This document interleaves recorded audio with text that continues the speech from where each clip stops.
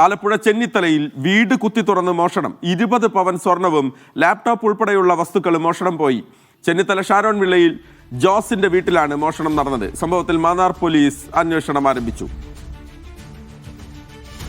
ഫൈസൽ അസീസ് ചേരുകയാണ് വിവരങ്ങളുമായി. Faisal, police CCTV കേന്ദ്രീകരിച്ചുള്ള ദൃശ്യങ്ങൾ എടുക്കാനുള്ള സംവിധാനമൊക്കെ ചെയ്തോ?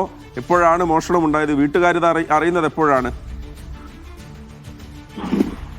മഹേഷ്, ഇന്നാണ് മോഷണം ഉണ്ടായത്. ഇന്ന് രാവിലെയോടെയാണ് ഇത്തരത്തിൽ ആലപ്പുഴ ചെന്നിത്തലയിൽ ഒരു വീട്ടിൽ മോഷണം ഉണ്ടായിരിക്കുന്നത്. ചെന്നിത്തലയിലെ ഷാരോൺ വില്ലയിൽ ജോസിന്റെ വീട്ടിലാണ് മോഷണം നടന്നത്. മോഷണത്തിൽ 20 പവൻ ഓളം സ്വർണം കവർന്നിട്ടുണ്ട്.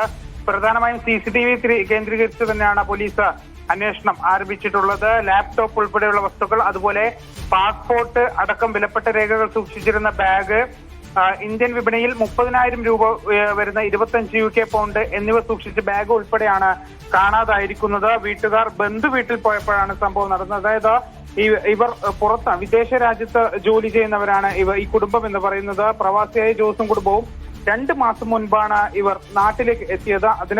നാട്ടിലെത്തി ബന്ധു വീട്ടിൽ പോയി സമയത്താണ് ഇത്തരത്തിൽ മോഷണം നടന്നത്. ഏതായാലും മാന്നാർ പോലീസ് ഇപ്പോൾ അന്വേഷണം ആരംഭിച്ചിട്ടുണ്ട്. മഹേഷ്.